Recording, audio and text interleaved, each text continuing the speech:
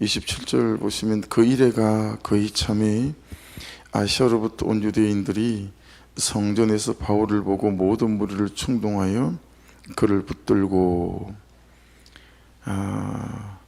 23절 어제 큐티 본문에 보시면 서원한 네 사람이 있었어요. 근데 이 서원은 이제 하나님 앞에서 어떤 일을 기필코 하겠다고 이렇게 맹세한 거란 말이에요. 그러니까 단순히 소원이라고 하는 차원을 넘어서서 이제 하나님 앞에 약속을 한 것이기 때문에 이제 반드시 지켜야 된다라고 하는 이제 부담들을 갖고 있는 거죠. 그래서 지금 여기서 나오는 이 서원은 이제 나시린의 서원이라고 그랬어요.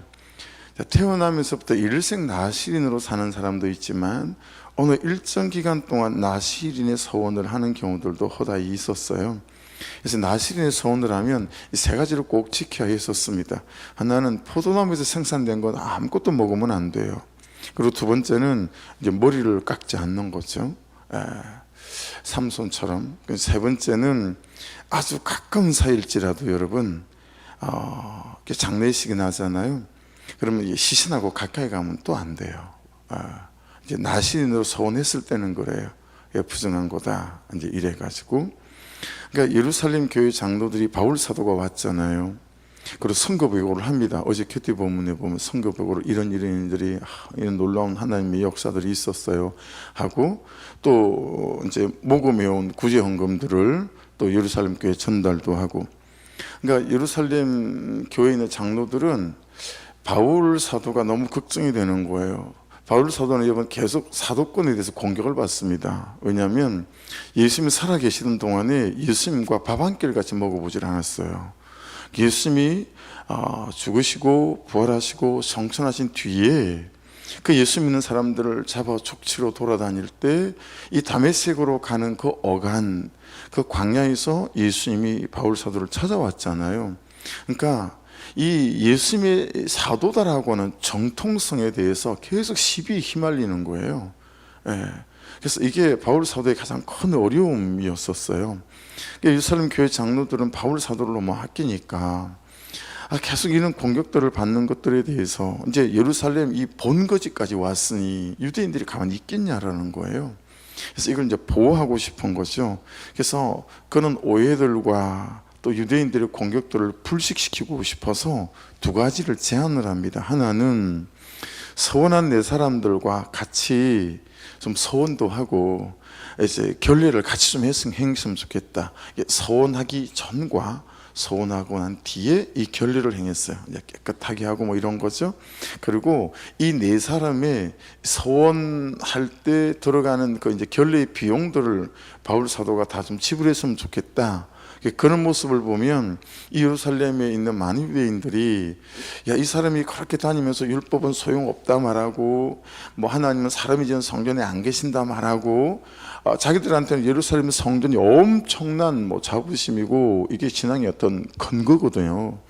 근데 막 그렇게 말하고 다녔다는 소문을 계속 들었는데 이 바울 사도가 결례도 행하고 그리고 그 서원을 한 사람들의 모든 비용들을 지불하고 이러면 뭐 그런 거 아니네. 이제 이렇게 이 바울 사도를 잘 변호하고 싶었던 거죠. 그런데 여러분 이 이제 드리는 제물이 만만치 않았어요. 이 이제 결례 마지막 날에 제사 올릴 때 예물이 번제물로 1년 된 수양 한 마리, 네 사람이면 네 마리잖아요. 그 다음에는 속죄제물로 1년 된 암양 한 마리, 그것도 네 마리잖아요. 그리고 화목제로 수양 한 마리, 그것도 네 마리면 벌써 12마리잖아요. 여러분 생각해도 비용이 상당하겠죠. 그리고 이제 무교병, 이제 이렇게 네 가지를 바쳤는데 그 네 사람에 대한 비용들을 바울 사도가 알겠습니다. 제가 다 지불하겠습니다. 이제 이렇게 합니다. 그럼을 통해서 이제 이 사람이 다니면서 할례는 필요 없다고 말하더라. 또 구약 율법 전체 그걸로 구원을 받는 게 아니라 이신칭이 하나님의 은혜를 이신득이 믿음으로 말미암아 구원을 받는 데더라. 이제 이런 것들에 대한 오해를 이제 불식시키는 이제 그런 일들을 한 거죠. 바울 사도도. 그래서 그렇게 했습니다. 그래서 여러분 27절에 보시면 그 이래가 거의 참에 아시아로부터 온 유대인들이 성전에서 바울을 보고 모든 무리를 충동하여 그를 붙들고. 근데 이게 별반 소용없는 거예요. 이 바울 사도가 교회만 세워놓으면 쫓아다니면서 아주 열렬한 이 할례파들, 그들이 이제 예루살렘까지 그대로 또 쫓아온 거예요. 그러면서 바울 사도의 제자들이 말하잖아요. 두레에서 올라가면 사로잡힙니다. 그리고 유대로부터는 아가보라는 선지자가 올라가면 사로잡힙니다. 그랬잖아요. 이제 그런 일들이 이제 시작이 되어지는 거예요. 자, 그러면서 제가 28절 위에는 소제목을 이렇게 달았어요. 아시아로부터 온 유대인들의 어떤 주장, 이런 건데, 그러니까 여러분, 이제 반대자들이 항상 있어요. 신앙생활에도 항상 반대자들이 있죠. 나의 반대자들, 내 신앙의 반대자들. 바울 사도는 항상 이 반대자들이 있었어요. 그러니까 여러분, 이걸 이상하게 생각하지 마시고요. 구속사 안에서는 때로는 이 반대자들이 나를 살려요. 이 반대자들이 나를 깨어있게 만들고요. 이 반대자들 때문에 내가 하나님께 더 가까이 나아가기도 해요. 그러니까 반대자들이 일어나는 것들을 이상하게 생각하지 마십시오. 자, 반대자들의 종류를 제가 좀 한번 읊어볼게요. 사람일 수 있어요. 나의 반대자들이. 그죠? 지금도 있으시죠? 그다음에 현실일 수 있어요. 참 현실이 힘이 세거든요. 근데 구속사 안에서 현실은 이길 수 있습니다. 할렐루야. 내 안의 상처, 나의 반대자들이에요. 나의 견해, 이건 뭐 어마무시한 나의 반대자죠. 내 지식, 나의 고집, 나의 정욕과 욕구, 다 나의 반대자들이에요. 그 다음에 나의 의. 이거 여러분, 착한 사람일수록, 성실한 사람일수록, 삶이 반듯한 사람일수록, 여러분 다 양파 껍질 까보면요, 그 안에 자기 의가 있어요. 네. 이거 무서운 거거든요. 이것도 나의 반대자들이에요. 나의 옳고 그름, 내 기준이죠. 내 원칙들, 이것도 나의 반대자들이에요. 항상 옳고 그름으로 항상 다른 사람을 판단하니까요. 그리고 내가 경험했던, 실패했던 경험이든 성공했던 경험이든 이 경험들도 반드시 나의 반대자리 되어져서 나의 신앙의 걸음을 반대할 때가 너무 많이 있습니다. 그 다음에는 우리 안에 들어와서 우리 지식이 된 세상에 고함치는 소리, 이 시대정신, 이거 비껴쓰기 정말 힘들거든요. 예, 정말 나의 반대자들이에요. 그 다음에 대가집을 하기 싫은 마음, 대가지고 싫은 마음, 손해보기 싫은 마음, 다 나의 반대자들이죠. 여러분, 그 다음에 참 잘 못 이기는 반대자들이 하나 있어요. 그게 뭐냐면, 왜 나만 계속 이렇게 해야 돼? 이거예요. 이게 이제 시간 싸움이거든요. 이게 결정적인 지점이 될 때가 많아요. 왜냐하면 여러분, 한 6개월 기도해보고요, 한 1년 그는 나보다 옳도다를 외치고 있을 일이 있었습니다 그랬는데, 이 시간의 과정과 여정 속에서 그거 안 바뀌어요. 현실이 안 바뀌어요. 내가 안 바뀌어요. 이 시간 싸움에서 무너지는 사람이 엄청 많습니다. 이걸 버티기가 어려워요. 그럼 어떤 생각이 드냐면, 복음의 효능, 복음의 효력, 복음의 능력, 이게 의심이 돼요. 왜냐하면 계속 내가 똑같은 죄에 자빠지고 넘어지는 거예요. 그러면 내 안에 그런 의심이 찾아온다니까요. 야, 이거 정말 될까? 계속 그를 위해서 내가 대가 지불하고 살기가 너무 억울한 거죠. 여러분, 이 시간 싸움에서 거의 마지막에 다들 무너지세요.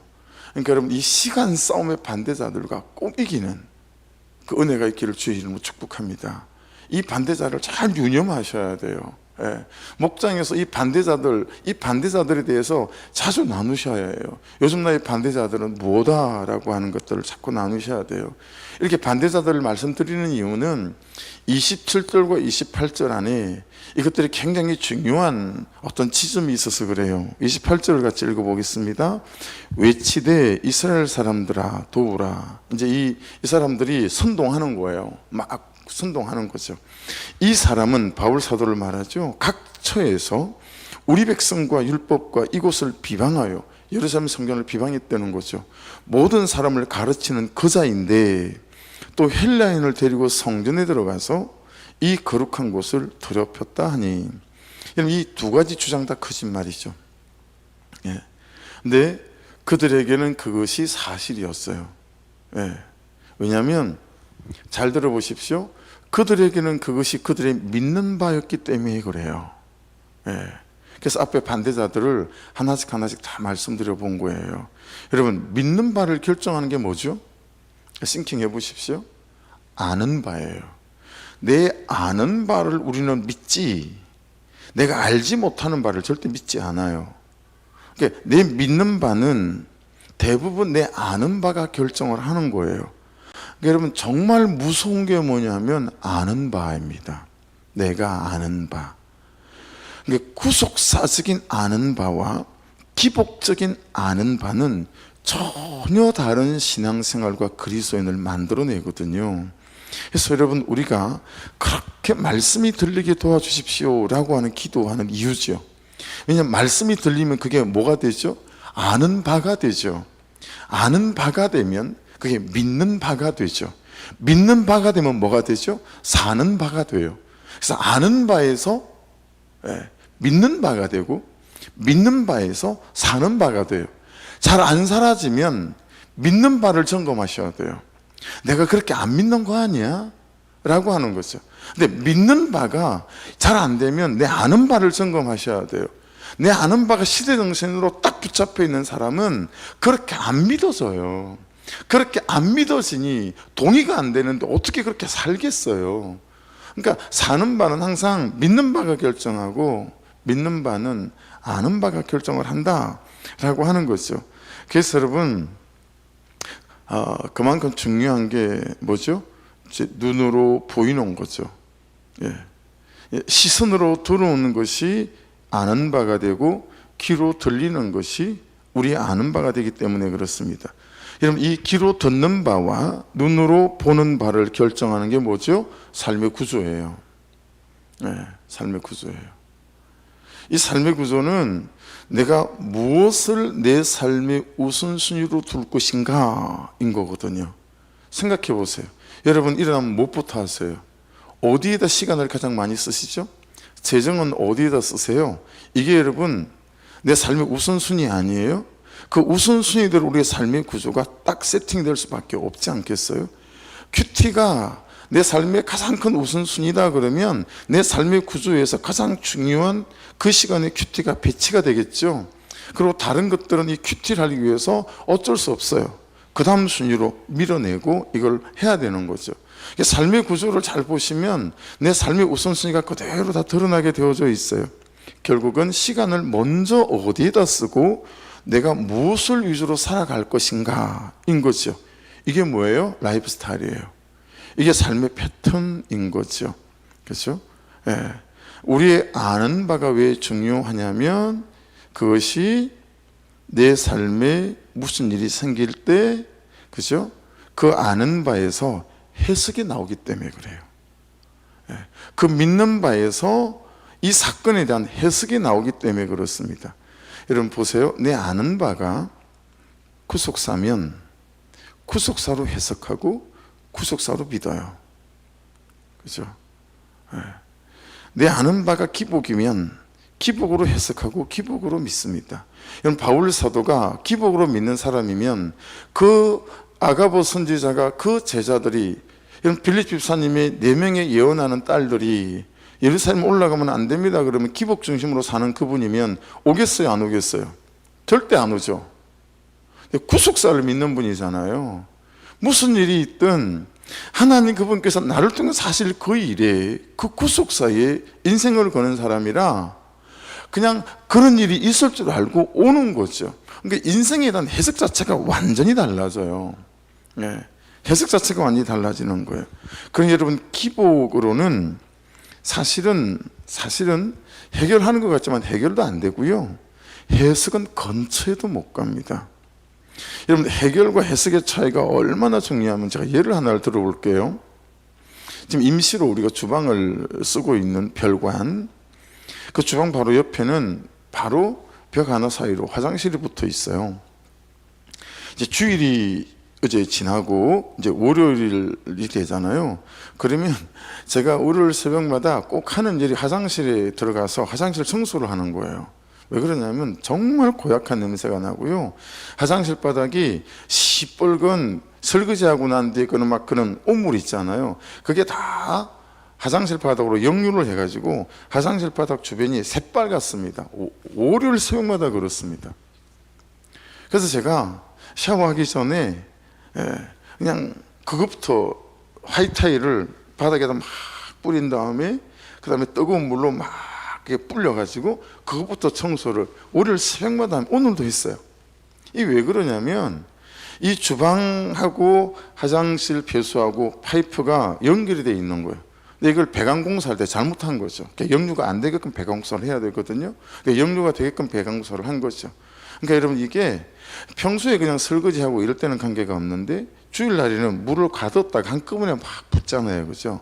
그럼 이제 그 물량이 많으니까 화장실 파도로 역류를 해가지고요. 월요일 새벽마다 문을 딱 여는 순간 정말 그냥 아주 냄새가 악취가 나요.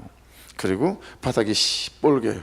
그럼 이제 하이타이, 그래서 세탁으로 쓰는 하이타이보다 거기 바닥에 뿌려서 바닥 청소하느라고 하이타이가 금방금방 닳아요. 그러고 난 다음에 이제 그 다음에 뭐 세수를 하든 샤워를 하든 뭘 할 수가 있는 거예요. 여러분 보세요. 매주 제가 그러고 있어요. 이게 해결이에요.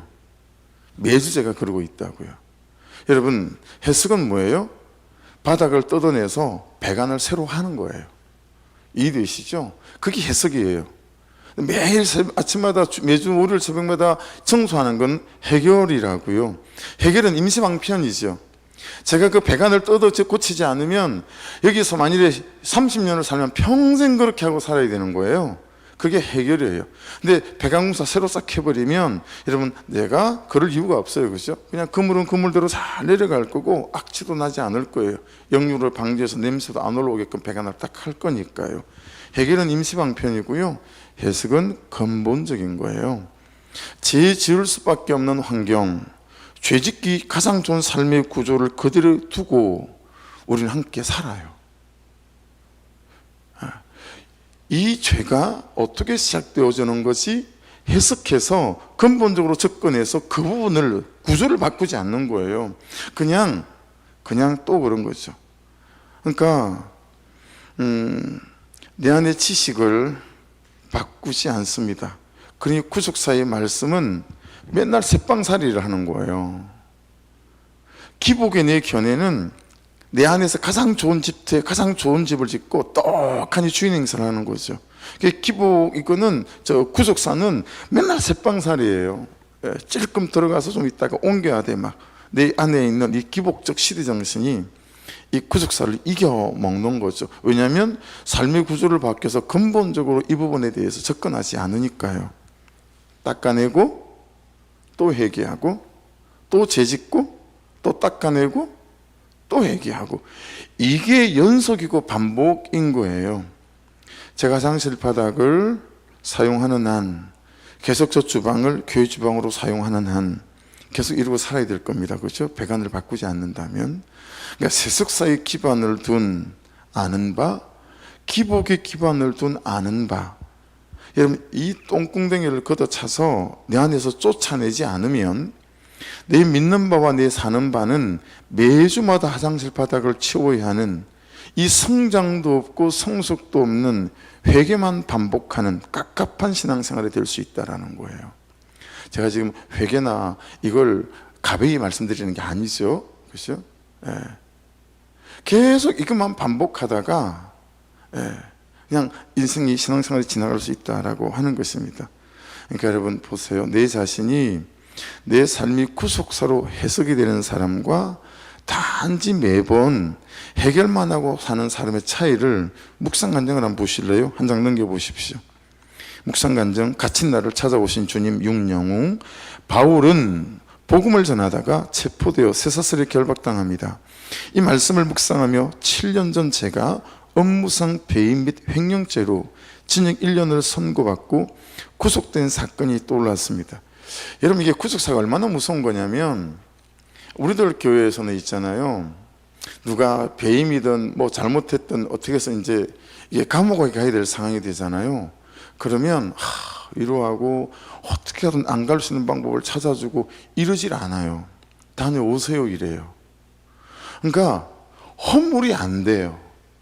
그것이 구속산에서 내가 죄 가운데서 일어날 수 있는 하나님이 주시는 은혜로 받는 거예요. 이 얼마나 다른 해석이에요? 보실래요? 그대로? 아내와 공동체의 말을 무시하고 제 소견에 오른 대로 사업을 시작했다가 망하여 감옥에 갇힌 것입니다. 그러나 지금 돌아보면 이 일은 저를 끝까지 포기하지 않고 돌이키시려는 하나님의 사랑이었습니다. 저는 내 죄보다 고난이 가볍다는 말씀을 기억하며 감옥 세관에 적응해 나갔습니다. 그러다 모범수가 되어 개방교도소로 이송되었고 일과 후에는 수용자들과 모여 말씀을 묵상하고 나눴습니다. 하루는 나는 출소하면 다니던 본교회로 돌아갈 것인가 하는 주제로 대화했는데 놀랍게도 그들 모두 출석하던 교회에 못 간다고 했습니다. 교회 사람들이 자신이 감옥에 간 사실을 모르거나 혹여 알까봐 두렵기 때문이라고 했습니다. 반면 저는 교회 공동체에 빨리 돌아가 말씀으로 해석된 고난을 나누고 싶다고 말했습니다. 수치와 조롱을 받더라도 고난 중에 방황하는 한 사람에게 제가 만난 주님을 전하고 싶은 사명이 생겼기 때문입니다. 바울은 예수님을 만난 후 목숨을 내놓고 사명을 감당하는데 저에게는 수감 생활이 예수님을 만나는 최고의 환경이자 기회였습니다. 평소 시간이 없다며 읽지 않던 신앙서적을 감옥 안에서 수십 권 읽고 매일 큐티하며 지냈습니다. 그러자 제 마음에 성령님이 찾아오시는 은혜를 경험할 수 있었습니다. 출소한 지 6년이 넘은 지금은 동생회사에서 일용직으로 근무하고 있습니다. 겸손할 수밖에 없는 환경에서 매일 말씀을 묵상하며 주님과 동행하게 하시니 감사합니다. 여러분, 너무 내 인생과 내 사건에 대한 해석이 다르잖아요. 그렇죠? 이게 구속사의 참 놀라운 것들인 거죠. 그게 진짜 이러면 상처가 변하여 별이 되는 것 아니겠어요? 어제 부부 목장을 나누면서 정말 저하고 똑같은 한 분을 이렇게 보면서 제가 너무 학습이 됐어요. 한 분의 아버님인데 정말 책을 많이 보신대요.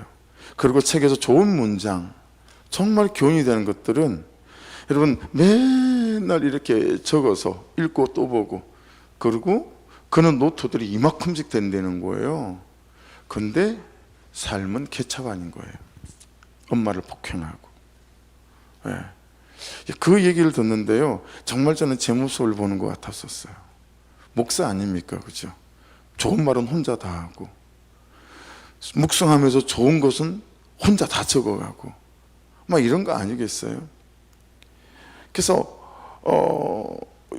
어제 주일 설교를 준비하면서는 10년 전 설교부터 다 뒤적였어요. 골방에 앉아가지고 10년 전 원고 설교부터 주일날 무슨 말씀을 나눠야 될까, 막 그 원고를 몇 시간을 앉아서 뒤졌어요. 나눌 만한 말씀이. 근데 그 원고들을 그렇게 뒤져보면서 이런 설교도 했었구나, 이런 말씀도 있었구나. 처음에는 탐복하고 감탄하다가 좀 지난 뒤에 회개가 되는 거예요. 좋은 말은 지 혼자서 다 했는데 나는 이만큼 왜 이렇게 잘 변하지 않았을까? 그게 너무 낙심도 되고 회개도 되고 막 그렇더라고요. 근데 그런 사람이 또 있는 거예요. 그러면서 저를 다시 확 들여다보게 되는 거 있죠. 그런 것들이 구속사 아니겠어요? 다른 사람의 죄를 바라보면 내 죄를 보는 거, 다른 사람의 죄를 보면서 내 죄를 깨닫는 거, 그래서 기도하게 되는 거, 그게 구속사 아니겠어요? 그 은혜가 우리 가운데서 날마다 나누어져야 되지 않겠어요? 근데 여전히 큐티를 하면서 내 죄를 꽁꽁 싸매고 있어요. 들킬까 봐. 그냥 말을 못하는 거죠. 물론 다 말하면 곤란해요. 내 은혜가 감당할 수 있는 때가 있어서 자기 죄를 고백하고 싶을 때는 목사한테 반드시 한번 상담하는 게 중요합니다. 그러면 목사가 레벨을 잘 조정해 줄 거예요. 조금 더 있다 하세요. 왜냐하면 여러분 너무 막 은혜를 받아가지고 뒷감당을 못하는 신앙의 성숙이 없는 상태에서 하다 보면 어려워질 때가 있거든요. 대상들도 보고 나도 보고, 그래서 항상 목자에게 묻는 게 중요하고요. 그렇거든요. 이 묵상 안전을 봐도 참 그렇잖아요. 해석이 얼마나 중요한지.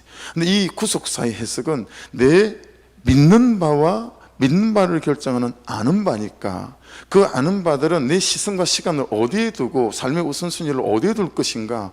그래서 여러분 삶의 가까이에서 자꾸 나를 죄짓게 하는 것들을 근본적으로 처리하지 않으면 여러분 이런 구속사로 나가기는 참 어렵다라고 하는 부분 안에서 그래서 이 아시아로부터 온 유대인들 그들의 생각과 고집, 견해, 지식과 주장, 가치관 이걸 위해서 이 사람들은 성전까지 이용하는 사람이다 라고 하는 거예요.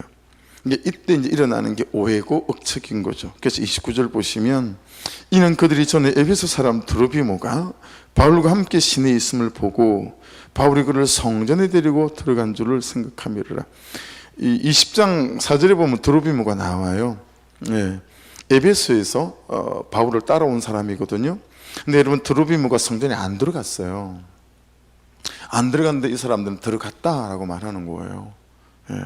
그래서 이 드로비모가 바울과 같이 예루살렘 성내에 이렇게 다니는 것을 보고 유대인들이 바울이 저를 이스라엘의 뜰까지 데리고 들어갔다 이렇게 해서 소란을 피운 거죠. 근데 사실은 뻔히 알고 있었던 거죠. 그렇죠? 바울을 어떻게 하든 제거해 보려고 없는 사실을 있는 사실로 만들어서 바울을 모함했다 라고 하는 것입니다. 그리고 이제 여러분 난리가 났어요. 30절, 31절, 32절까지 보면 성전 밖으로 끌고 나가고요. 성전문이 닫혔고요. 그리고 이제 죽이려고 이제 막 때리고 뭐 이런 거죠. 이게 막 폭동같이 일어나니까 그 소문을 천부장이 들었어요. 그리고 급히 백부장들을 데리고 와서 막 때리고 있는 바울을 못 때리게 했어요. 32절에 그들이 천부장과 군인들을 보고 바울 치기를 그치는지라. 여러분 본문 해설 한번 보시겠어요? 오늘 본문 해설이 대개 본문 해설이 본문을 잘 이해하고 해석할 수 있도록 이렇게 되어져 있어서 자, 첫 번째 본문 해설 그 이래가 그의 참회라는 표현은 하나님이 정하신 때가 이르렀음을 뜻합니다. 이때 아시아에서 온 유대인들이 무리를 선동하여 바울을 붙듭니다. 바울은 아무 잘못이 없었지만 성전을 더럽혔다는 오해를 받습니다. 이렇게 하나님의 때가 이르면 우리 삶에도 공격이 찾아옵니다. 밑줄이죠. 하지만 우리는 그 가운데 하나님의 섭리가 있음을 잊지 말아야 합니다. 억울한 상황일지라도 하나님이 일하시는 땜을 믿고 끝까지 견뎌야 합니다. 사람들에게 오해받아 억울한 일을 당한 적이 있습니까? 그 일이 하나님의 섭리임을 고백합니까? 치기를 거치는지라 바울이 분노한 유대인들이 그를 성전 밖으로 끌어내 죽이려고 합니다. 우리만이 하나님의 백성이라는 자기중심성으로 결국 생명을 헤아리고까지 하는 것입니다. 그러나 이 극심한 소동이 오히려 바울을 살리는 기회가 됩니다. 유대인들이 급히 출동한 로마 천부장과 군인들을 보고 바울 치기를 거쳤기 때문입니다. 하나님은 우리를 잊지 않으십니다. 어떤 상황에서 나를 지키시며 혼란 속에서 구원을 이루어 가십니다. 나만 하나님 자녀라고 여기며 은근히 무시하는 사람은 누굽니까? 그도 택자임을 인정합니까? 그러니까 여러분 구속산이 있으면 반드시 하나님께서 그의 삶을 주관하고 간섭하신다라고 하는 것이요.